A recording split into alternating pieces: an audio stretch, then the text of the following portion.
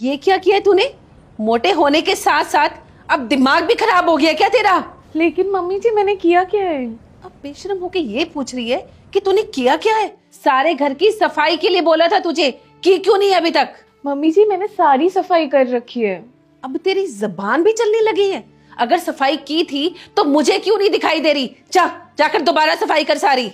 लेकिन मम्मी जी, लेकिन कुछ नहीं। एक बार कह दिया ना कि जाके सफाई कर तो जाकर सफाई कर।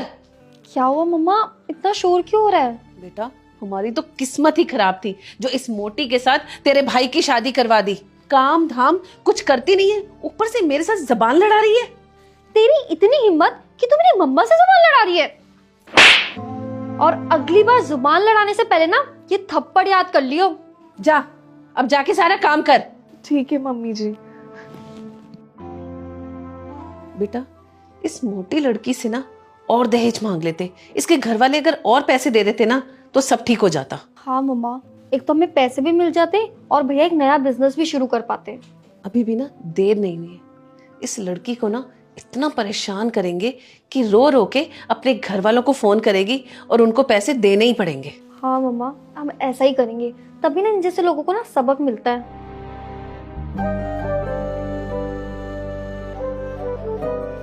ये क्या कर रही हो? मम्मी जी वो प्यास लग रही थी तो पानी पी रही थी। पानी? वो भी फ्रिज से? क्यों? वो गर्मी हो रही थी तो मुझे प्यास लग गई। अच्छा, अब गर्मी दूर हुई?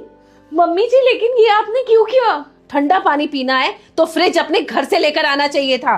दहेज में फ्रिज तो दिया नहीं गया और इस हाथी को खाली हाथ हमारे साथ भेज दिया। अभी जाके अपनी माँ को फोन कर और बोल अभी की अभी फ्रिज भेजे, उसके बाद ही पानी मिलेगा।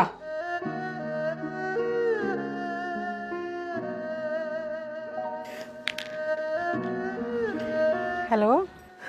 हेलो मम्मी जी। हाँ बेटा, कैसे हो? मैं बिल्कुल भी ठीक नहीं हूँ। ठीक नहीं है? क्या हुआ? मम्मी जी यहाँ पे मुझे बहुत टॉर्चर करती है मेरी सास। वो कहती है मैंने दहेज में कुछ भी नहीं लाई हूँ मैं। क्या? पर बेटा, दामाद जी तो तुम्हारा ध्यान रखते हैं, तुम्हारा कहना मानते हैं ना? नहीं मम्मी जी, वो भी मम्मी जी के साथ मुझे बहुत परेशान करते हैं। अच्छा बेटा, कोई बात नहीं, घरों में ऐसी बातें होती रहती हैं, सब ठीक हो जाएगा। मैं घर आ रही हूँ। नहीं बेटा, आप घर मत आना। देख, तेरी सास ही है, अगर थोड़ा बहुत बोल भी देती हैं तो सुन लेना, थोड़ा सह ले बेटा, कुछ दिनों में सब ठीक हो जाएगा। नहीं मम्मी जी, कुछ दिन की बात नहीं है, ये लोग मुझे बहुत परेशान करते हैं।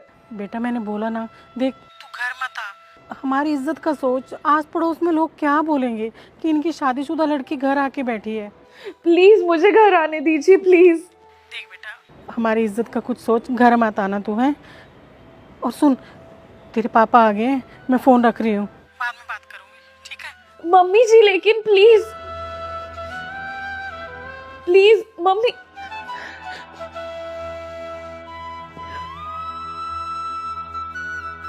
मोटी बहू, ओ मोटी बहू। जी मम्मी जी। तुझे बाजार से सामान लाने के लिए कहा था ना, लेकर नहीं आई अभी तक? मम्मी जी मैं सारा सामान ले आई हूँ। तो अब किचन में खाना कौन बनाएगा? अच्छा एक बात बता, तू अंदर कमरे में एसी चलाकर सो रही थी ना? जी मम्मी जी, एक्चुअली मैं पैदल गई थी तो बहुत गर्मी हो रही थी, मैंने सोचा थोड़ा आके आराम कर लूँ एसी में।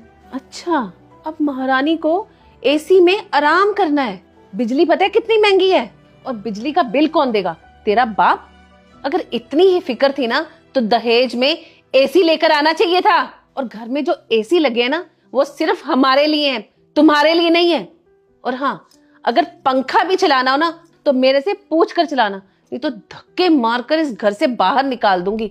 समाज में बेइज्जती तो होगी और शर्म से तेरे माँ बाप डूब मरेंगे, समझी? ये क्या किया तूने? तेरी इतनी मजाल कि बस बहुत हुआ आप लोग का, बहुत सहन कर लिया है मैंने। पता नहीं मुझ जैसी कितनी लड़कियां होंगी जो समाज के डर से ये सब जुल्म सहती हैं। मुझे लगा था आप आज सुधरेंगे, कल सुधरेंगे, मुझे समझेंगे, मगर नहीं।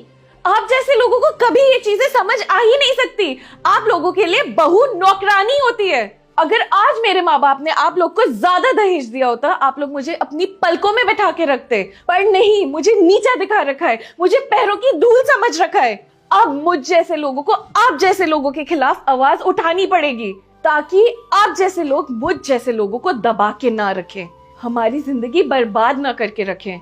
अब मैं इस घर में बिल्कुल भी नहीं रहूंगी जहां बेटी को लक्ष्मी और बहू को नौकरानी समझा जाता है।